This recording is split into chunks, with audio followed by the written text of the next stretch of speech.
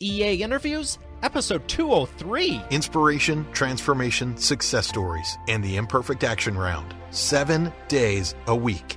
Join Mario Ficini for today's Expert Authority Effect interview.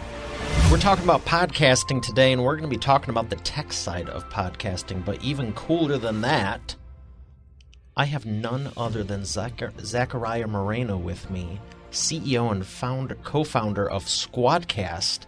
And we're going to get the perspective of the tech side of this. Because you might just think we're recording an episode, but what if you had a dream to build your own business and you wanted it in the software space, in the tech space? What does that take? I'm interested to find out more right after we thank our sponsor. Every business needs a book, including yours. Visit freebusinessbookpublishingcourse.com today to learn the 7 steps to publish and promote your nonfiction lead and profit-generating business book in 8 weeks. Once again, that's freebusinessbookpublishingcourse.com. Here he is, ladies and gentlemen, Zachariah Moreno. How you doing, Zach? Very well, Mario. Thank you for that warm introduction. I appreciate it. Oh, I'm sincerely excited to jump in because I was telling your partner, Rock, on the last interview, I developed a software to build WordPress websites automatically, and I know that tech is no joke, and I'm really curious because I've heard nothing but great things about Squadcast, and I want to know some behind the scenes. What did it take to get it off the ground, and what's it like to keep up with it? Because I know you're doing great things with it, helping a lot of podcasters out. But I know it's no joke, and there's a lot of people who think it's just probably pushing a button, and I assure you it is not.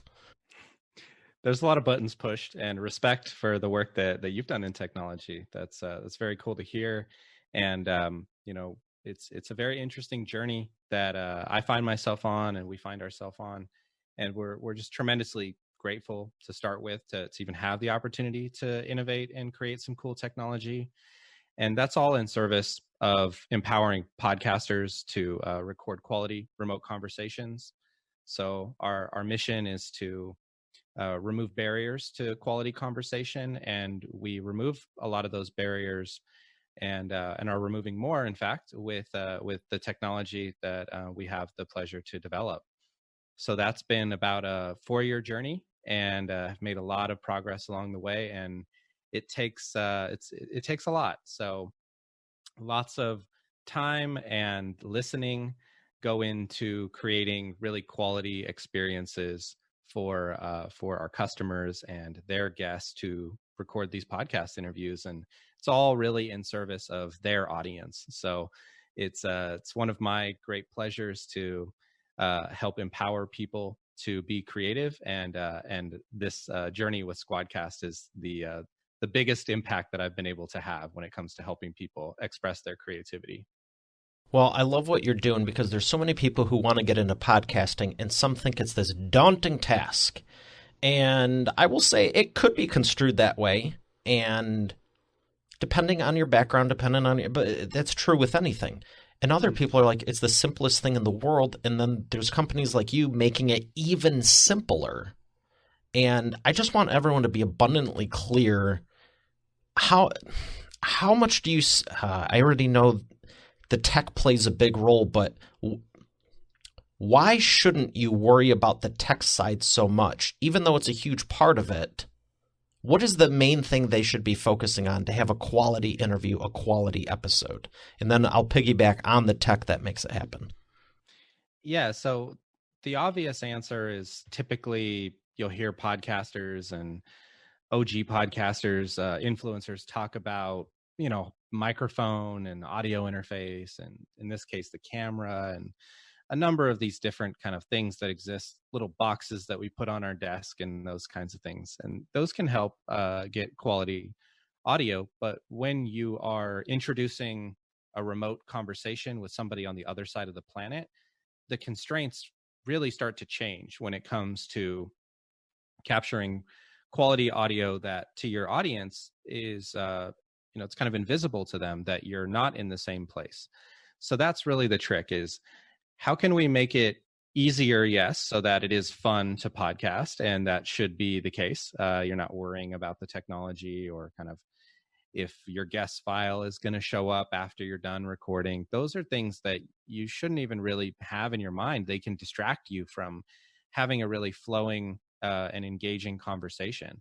So that's really what we focus on, is one, making sure that that foundation of technology is there in service of ensuring quality first, and then close second, reliability, to make sure you're always capturing that content and keeping your audience happy and growing. But also, while you're recording, you and your guest are having this flowing dialogue, and the technology at that point should really just fade into the background. So that's really the trick, is how do you have all of this innovative, robust, new technology, but have it really be in the background and disappear. And that's really where the magic of Squadcast lies. Can you dive into some of that magic? Because I have a question about the audio. We'll just start with the audio, because I'm talking into a microphone right now, just like you are, and I know that signal's getting processed. You have uncompressed file formats, you have WAV file formats, MP3, AIFF, all these different things, and we're using one thing in common, the internet. And I don't know what connection you're on. I know what I'm on, but I've had people on the show from Australia, and they're in the middle of the backwoods country. And it's not a slight to them. They flat out say it on the episodes, and they're literally on a 1.5 to 2 meg connection. And I was blown away, because I'm like, what is it, 2001? Mm-hmm. And how do you deal with all these different things and varying internet connections and all the different file formats, and then record high quality without killing the bandwidth or having it break down? And if it does break down, how do you not lose everything? Yeah, and the situation in Australia is particularly interesting, because they're kind of at the mercy of just a handful of internet service providers, ISPs, and that's a really tough spot to be in. And there's a ton of podcasters in Australia and content creators creating all sorts of awesome content. So that's thankfully improving. To answer your question, though, is we really separate the quality of the conversation that we're having is one quality, and that is traveling over the internet. But it's important distinction that that's not actually what's being recorded on Squadcast. What we're recording is, at the same time, we're recording each participant, in this case, Zach and Mario, are recording locally on our device before it travels over the internet. We record it, and then we're pushing it up to the cloud in the background while you're having that conversation. And that's really what empowers the reliability of our solution and our patent pending technology is this autosave, this progressive upload that's happening while you're recording locally. So it's kind of having our cake and eating it too. We can get that really awesome sounding audio quality recorded locally, but without the constraint of what happens in the worst case scenario of my network shutting down, or my power going out, or my microphone being unplugged.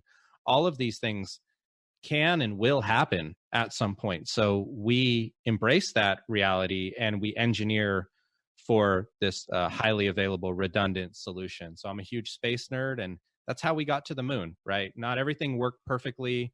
It didn't have to, because there was these levels of redundancy that were taken into account by the engineers before we ever got in a rocket and sent people to another planetary body in that case. But with podcasting, we can achieve a very high degree of reliability, where we have this progressive upload autosave that I mentioned, but then in addition to that, we also have a backup recording engine that is completely independent and is recording the conversation that's going over the web. So you walk away with all of this content that you can put into your podcast and keep your listeners happy and growing. See, and I just want to stress this point, because I don't think people grasp it. I get it from both sides, both as a host and a developer. I've had countless conversations with my team, because from the business side, the CEO side of me is always thinking the business and how we can improve things and make it more efficient and keep it profitable and all these things. The developer creative side of me is going, well, what does it take to get it done? But the host of me is going, yeah, there's been some serious stuff that's went on. And of course, you don't want to have to re-record it, redo it, because best case scenario, it's not fresh anymore. You know, as a public speaker, I can deliver the same presentation, but if I'm doing the same presentation 10 times in a row that day, you better really know what you're doing and have some behind the scenes like refueling and re-energizing things to keep the energy up.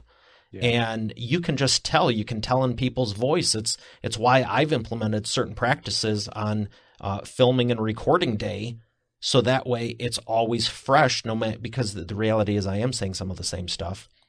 And I don't like it when it gets lost, and I don't want to have to do it again.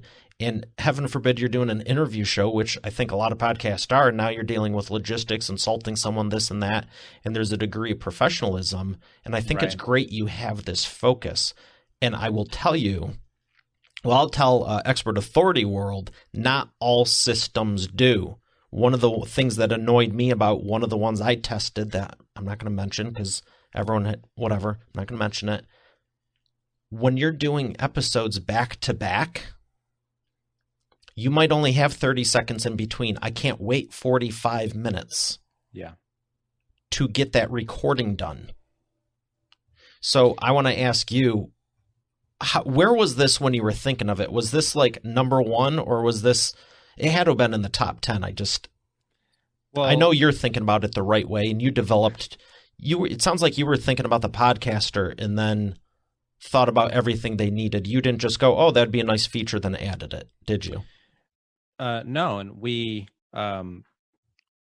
always work to respect everybody's time. So that includes your guests. And if you need to re-record, then that's not a great place to be coming from. And we learned that lesson really early on by listening, and that answers your question as well. So we started out by organically just kind of stumbling on this challenge of recording quality content remotely with an audio drama podcast that we had a distributed remote team for. And that's really what led us down this path. And from there, of course, any technology startup, any kind of company, really, you start off by making assumptions. And those are informed assumptions, the best that you can. And it was very helpful that we were trying to solve our own problems. So there's a lot of empathy that comes from starting there. The pain points. Right, exactly. So we knew what we were after was a higher quality, and thankfully audio quality is measurable and can be, looked at objectively. So we knew we wanted to provide a higher quality, but the real trick was, how do we deliver that every time? And that's really what sets us apart, is the reliability of how does your app experience still affect people before, during, after the actual production conversation, and still deliver that value proposition every time. So that was a journey for us, and it wasn't obvious. We had more of a traditional upload style when we first started.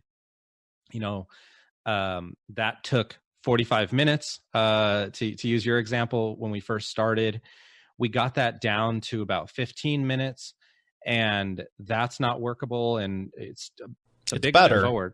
But what happens? The real question is what if we never actually got to the end of the interview? What happens to that file? What happens to my guest recording? And that did happen, and does happen, is that the internet is out of all of our control. Like, we can do things to try to improve the strength of the connection. We can work with a different internet service provider, depending on what country we're in. That may or may not be a free market choice. We help podcasters in over 120 countries. So it varies, the reality of the situation. But how can we succeed even in those extreme circumstances? And that's really what pushed us to, actually, I can't take credit for Progressive Upload or having that brilliant idea. All credit goes to our founding advisor, Harry Duran, with Podcast Junkies and Fullcast. He was the Harry's awesome. He is. Yes, that's fun to know. I'll have to mention that next time I see him. Thank you, Harry. Yeah, and it's also led to we have 2 patents pending, and that's one of them. So they wouldn't, my attorneys wouldn't let me put Harry's name on that document. So that's where I give him credit wherever I can, because it really was the catalyst for asking a very simple question of what's happening while we're recording. Does it have to wait until the end to start uploading that file? And the answer wasn't obvious, but physics wise, like base principles, no, it can start before. It can actually, we can use that time to our advantage where people are having that flowing conversation. You don't need to know that every couple seconds audio is being pushed up to the cloud, but that is what's happening. And that's how we succeed, even those extreme circumstances where somebody's power goes out because there's a wildfire in California and high winds and all of that stuff. Power can go out. It's out of our control. So that's really was the focus, was just asking the right questions and then getting out of the way and listening to what people were telling us they needed. And the rest really flows from there. That's so cool you were able to incorporate that. And that's exciting too. Yeah, Harry's cool. And, these are things I thought about. And it sounds like you think a lot of the same way I do when I was setting up the production of EA interviews, because, there's so many moving parts to it. I was just like, okay, cool. How do I get it to just work? Step one is just work. Yeah, and then it's like, where are all the bottlenecks at? And the internet, I actually have multiple ISPs that if for whatever reason some car runs into a tower, I can switch the ISP. Nice. Because I don't want to lose, it would for sure knock this out, but I could say, okay, come back and say, here, click this instead of that. And I don't need to explain it to you in the moment, but the reality is I'm now not backing up stuff and rescheduling all, you know what I mean? Right. And if you go into any physical studio, like you have been in, Mario, the engineers there, we think of it like we walk in, the talent walks in, sits down, and then, you just kind of start talking. But with a podcast, you're kind of the crew, you're the production, you're the post-production. Sounds like you have a great team behind you. But even 100%, with that, very thankful for that, yeah, same here. And even with that, though, in physical studios like NPR or Vox or ESPN, the companies we have the pleasure of working with and helping record, they're always recording backups. Like, it's just not on the surface. They don't have to use them very often. But when you do, we all are thankful that engineer had a backup HDMI cable in his bag that never needed to be touched until you really needed it. Right. So that's very much how we approached it with my my brother Vince, who's our chief audio officer and head of our support. He is a sound designer and audio producer. So that was very much a part of our culture and approach to engineering early on, was taking that same approach. See, and I love that you're diving deep with this, because Rock has his strengths, you have yours, your brother has his. And some people, I think it's great when people go, oh, all you need is a mic and just start recording. But the reality is, when you're more invested, you're going to do a better job. And your audience can tell. Like, that's really what all of this is for. Is it's not, I don't like having this microphone and lighting and stuff because of like my ego and how I want to look. It's because I respect you and your production and your audience and also my audience, and their experience matters to me as a creative. And that's true with our technology that we engineer as well. Like, the user experience of our product is paramount. The user experience, your audience experience of consuming your podcast is paramount in that same way. Yeah, and I would think if there's any, and I would never say be mean to your customers, don't do a good job. However, if there's ever a medium where word is going to get around real quick, it's probably podcasting. Arguably, maybe, probably podcasting would go faster. Truthfully, I was going to say something else. I'm not going to, though, because everyone is on a mic and it's less work to do audio.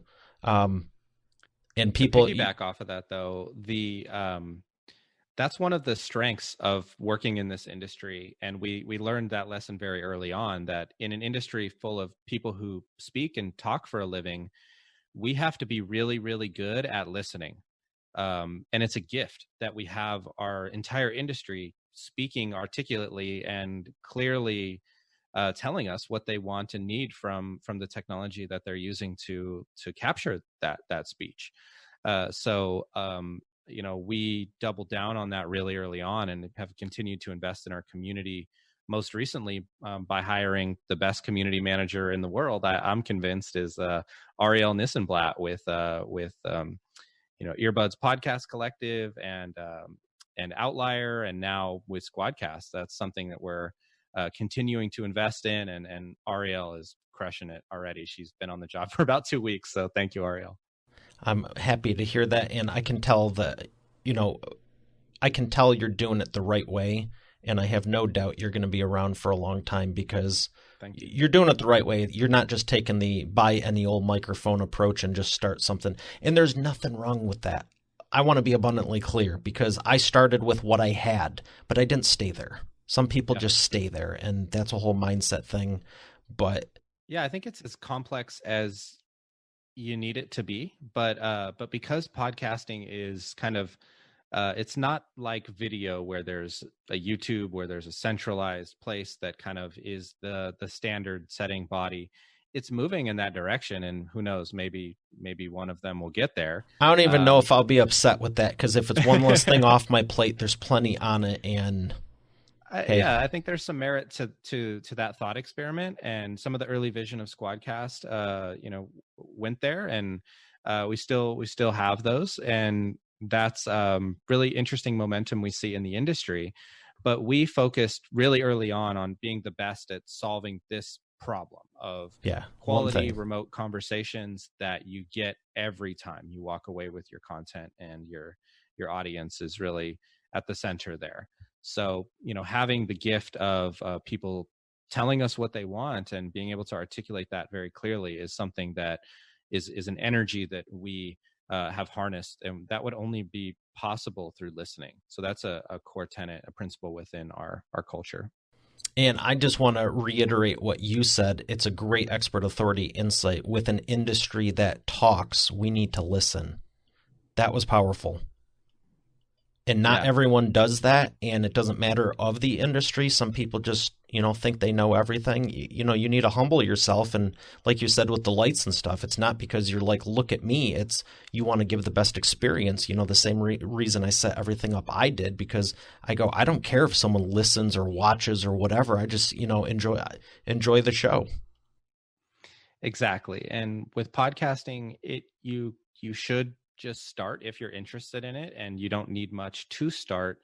But I think that what we're getting at is that it's an evolution from that starting point to really try to optimize and improve your audience experience. And everybody wants to know how to grow and foster and engage with an audience, but wants to keep things like really beginner and starting out at that place. And you can do that, but I think you will find growth once you start to really optimize for your audience experience through your content, but also just the quality of the content that you're providing them with is a really big component to that.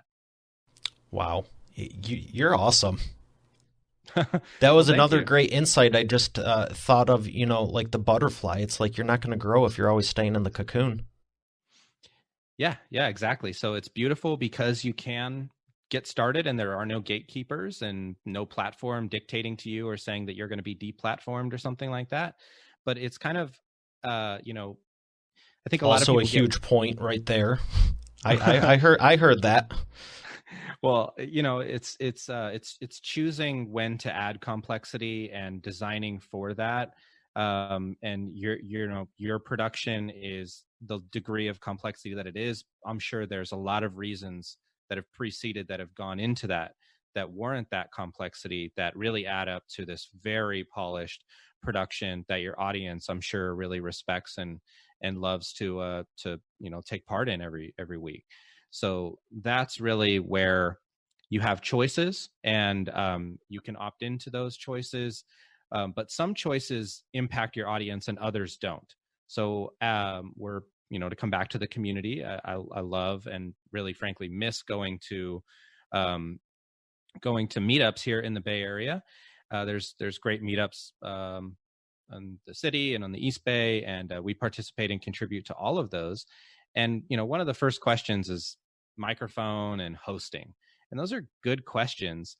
But only one of those really impacts your audience's experience. Your audience, they don't care really who you host your podcast with. You care. Do you think any of them would even know?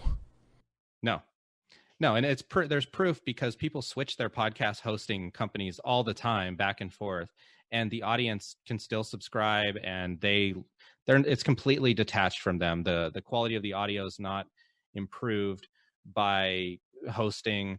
There are some hosts that actually reduce the quality of the audio that they're publishing. That's not awesome. Distributing. I won't name names, but that's something to be wary of. But you should be mindful of that choice. I am friends with a lot of people who have and empower great services for podcast hosting. I'm not trying to knock them. I'm just saying that decision is about your experience as a host. It's not about the audience doesn't know. How many people do you think listening actually think that, oh, I listen? How many of them do you think it's actually hosted on iTunes? Yeah. I think most listeners, that's their experience, right? It's like, I listen to your show on iTunes. Yeah, that's good. What about the other 38 destinations or whatever there are? Yeah, exactly. And how much do you pay iTunes each month for your show? Nothing. It's free. Yeah, exactly. I completely agree with you. And what I always nudge people who ask that question is, it is a good question, and you do have to make that choice. But it's not a question that impacts your listeners. What it is it, and it's not even really a question of media hosting. It's a question of analytics, and analytics are critical when it comes to further down the line. We all want to set ourselves up for success when it comes to monetizing our podcast, and analytics, being IAB2 compliant, are critical in being able to secure those ad deals and really inform what your CPM rate is with those ad platforms. So you're setting yourself up for success there. You're making it easy on your process. You mentioned WordPress before. You're pretty much choosing a content management system for your podcast, and analytics come baked into that. So that's where I think it's actually, once you get that first episode, or maybe you batch a couple episodes and publish those, once you get that first batch up, your question immediately switches to who's listening, not how do I publish my show. So I think that's the longer term decision that you're making is who's listening, and the analytics really inform that. You're phenomenal. Well, thank you kindly. I appreciate that. You're honestly nailing it. I knew you were good, but well, how can I be better? I'm always looking for that. So open to feedback, and I'm enjoying myself as well. It's good to have these platforms to share these ideas, and a lot of these picked up through conversations with the community. So I'll come back to that. And if you're not a active participant, or there's not a meetup in your city for podcasting, I highly encourage you to join one, contribute, or start one if there's not in your area. They've really had a lot of constructive development on my perspective of the podcast industry. And I noticed you have a mutual friend of ours, Chris Krimitsos, in your introduction. I was just thinking of Chris, and going to mention what do you think about live events, and shout out to Podfest and Chris, and awesome event. It was my first one I went to, and I couldn't agree more. The community, local, national events, worldwide events, whatever the case is, get around other podcasters for sure. And Podfest is one of the best ones. It's beautiful because, one, Chris and the team are really focused on providing an environment for the community to flourish, and it's it's the event that I prefer, although we frequent lots of events. We always have the most fun, even though I'm not the biggest fan of Florida. But I'm a huge space nerd, like I mentioned. So getting to go to, Cape Kennedy is always a dream come true. So thank you, Chris, for all of your contributions to the podcast community. And because podcasting is actively being defined, it's a fairly nascent medium. We think of it as an interview, or we think of it as now maybe audio dramas are in that mix as well. But it's really all being figured out, and it's still pretty early days. So that's really where engaging with the community, there's people who are trying things and doing new things that are having huge impacts on their growth and their show and their ability to deliver value to their audience. And that's something that live events really constrain and synthesize down into a few days or one day. I mean, it for sure is shutting off, I'd say 6 to 12 months easily for each one. I know people that have had shows for 5 or 10 years. They've never gone to one. And then I went to one after I launched mine and did some different things with the frequency and just changed a few things about the show. And like a few months later, they're asking me like, well, what are you doing for this? I'm like, you've had That's 6 awesome. Years on me. Yeah. And part of the giver in me is like, yeah, let me tell you all the secrets. The other side of me is just thinking like, how have you not gone to one thing in 5 years? So, but that's the beauty of it. People get to do whatever they want. Yeah, and it's all being figured out. So that's really where you get the best of the community. And one thing that I'll say is that because it's a community of people who speak for a living, the bar is so high for presentations. And if you by all means, put in an application to speak at one of these events for your audience. And I'll do it too. But I've been denied so many times, and that's how I know it's great. Like the content is at that level where it's like you go and you watch and you listen and learn from people who did get accepted to speak, and it's super clear right away. Like, wow, I am not on that level and I aspire to be, and this is how I'm going to do it, is by being in this room and listening. So don't be discouraged. Getting around by that. the right You'll people. Get in there. Getting around the right people makes all the difference in the world, and I've gone through it too. Some of them, I've spoke at PodFest multiple times.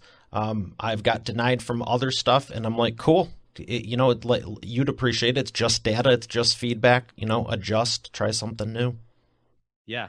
It is always inspiring to me. The ideas that other people come up with, and what you're getting as an attendee of those events, and myself as a sponsor of those events, is you're getting the best of the best every year. Or now they're doing virtual events, and it's only getting better is what I've noticed too. As my show grows and progresses, I've also noticed the events are growing and progressing, and it's just fun to be around people like yourself who are going, hey, we're not happy staying where we are, and there's always just progress being made. So I appreciate you for having that mindset, because not everyone does, and like I said, you're phenomenal. I've noticed that early on.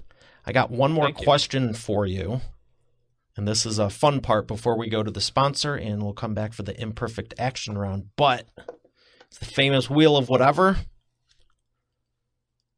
And your question is, where do you see Squadcast 10 years from now? Yeah. Well, in the coming months, we'll be releasing video recording. So that's incredibly exciting. And it's been a little bit over a year in the making, and we'll have the same focus on quality and reliability that we do with audio. And it's actually the same approach that we take to audio, we're applying to video to achieve that. And that's something that I'm incredibly excited about. So still focused on the podcast community. It may seem like, oh, Squadcast is jumping into video, so they're going to focus on YouTube now or something like that. Absolutely not. We're not changing our focus at all. Podcasters have asked us for this to grow their show and meet their audience in more places. And that is based on the overwhelming, the overwhelming feedback that we've received from the community that because we've always had video for the flowing dialogue and conversation, it's an obvious next question to say, well, can we record that? And my audience would love that. And I can grow my show across different platforms and have more places to provide quality content. So absolutely appreciate that feedback very much. And we're taking that to heart and have built something that I believe is very special. So that is right around the corner, and we'll continue to expand on our mission from there of removing barriers to quality conversations. So other barriers that exist that are fun to think about, and I think will be informing our product roadmap and company roadmap, is the audience experience of that we've been discussing. There's the kind of, once you publish it, of course, your quality and your content are impacting the audience's experience but there's kind of a delay there where your team produces this content and publishes it. But we're also live right now. And wouldn't it be cool if you could have a live audience while you're recording on Squadcast, both for a private audience and a public live audience? Ooh. So I think that there's sounds like you got some cool stuff coming up. Yeah, the live audience, I think you pretty much know what to expect there. But the private audience is something that is direct customer feedback and community feedback of wanting to have added value for maybe a premium Patreon tier, wanting to engage further with your audience. That's been one of the biggest things I've seen across the board is people want to interact with the community easier, not necessarily on any specific platform, but be able to give them something more and behind the scenes. I'll just say the studio tour, if you will. Maybe there's some bonus Q&A, and that's the beauty. You can do pretty much anything you want with it. Well, I'm happy to hear that that's what's coming up, because you're already killing it, and I know you're going to keep staying on the same tracks. So thank you for that. Well, thank you. Yeah, that's me talking like as our CTO and, technology nerd and all that stuff. But I am also our CEO, so I'm happy to report. Can appreciate that too.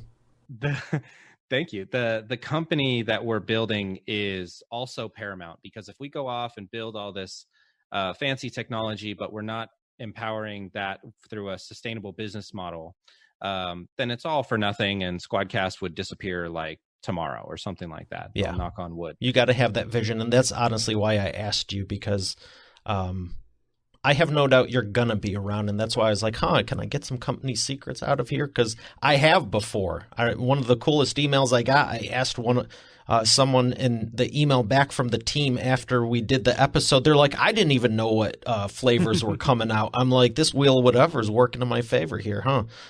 What's going to happen in XYZ? So we're going to thank our sponsor. I'm proud to report that we are building a sustainable, healthy business. So yeah, we'll definitely continue to innovate. We're going to thank our sponsor and come back for the Imperfect Action Round. You've heard me say every business needs a book, including yours. And it's true. And that's why you should visit freebusinessbookpublishingcourse.com today to learn the 7 steps to publish and promote your nonfiction lead and profit-generating business book in 8 weeks. But you know what? Don't take my word for it. Take it from a few of my authors, like Lori. And I went from having an idea and a possibility to actually getting my book published. Or Catherine. Thank you for making my mom #1 best-selling author. Or Mary Alice. What he got done for me in 3 days regarding my book launch,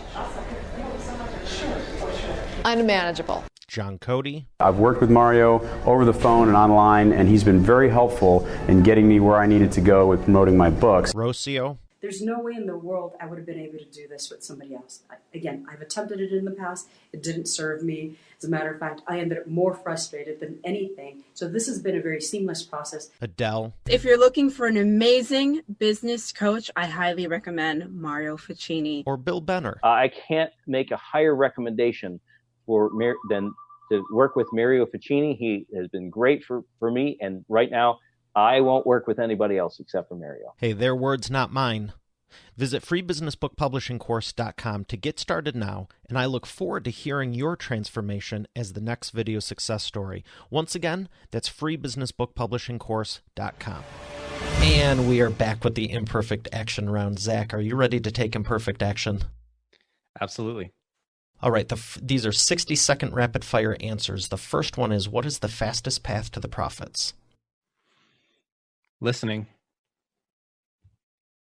Excellent. Number 2, what is the biggest problem you see your prospects making and the fastest way for them to fix it?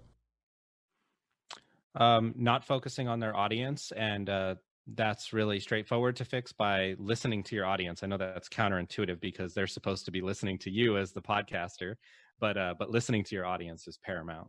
That's huge. Number 3, what is the best way to maximize customer lifetime value?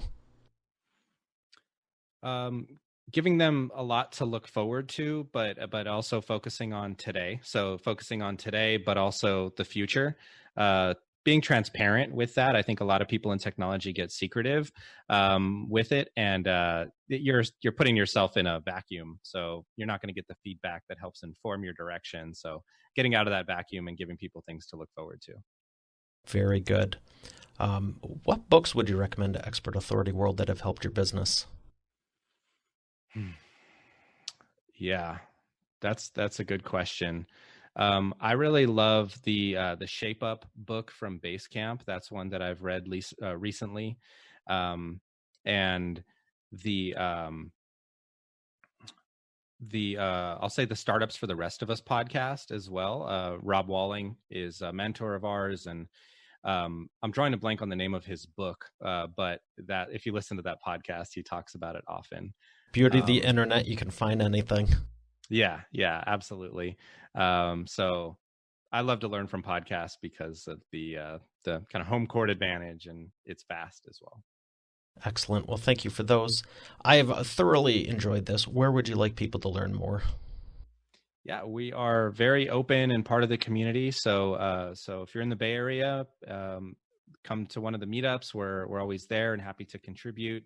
Whatever your stage of your show, whether you're in person or remote, whatever, it's not really a sales thing. We just like helping people improve their podcast. And we're online at Squadcast FM. Ariel is behind our socials now, so she is an expert in her own right. And also we participate a lot in those conversations as well. And our website is squadcast.fm. If you're into recording podcasts and you need to do that remotely, we can help you do that very easily without sacrificing any quality of the audio. Excellent. Well, thank you again so much. This has been incredible, and it's been a pleasure having you. Thank you, Mario. Appreciate it. All right, Expert Authority World, we have another great episode here today. I'll see you tomorrow. Have a great day, and God bless.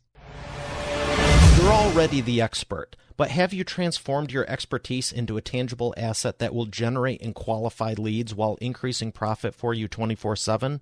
And if so, how well are you promoting it? With the Expert Authority Effect publishing method, it's easier and faster than ever. Visit freebusinessbookpublishingcourse.com today to learn the 7 steps to publish and promote your nonfiction lead and profit-generating business book in 8 weeks. Visit freebusinessbookpublishingcourse.com to get started now. Once again, that's freebusinessbookpublishingcourse.com. Hey, thanks for listening to today's episode. I hope you got a lot out of it. I know I sure did. If you haven't done so already, I invite you to subscribe to the show. And also be sure to check out eainterviews.com for complete show notes, the full interview video experience, links to the resources we mentioned, and more. Have a blessed day, and I'll see you tomorrow.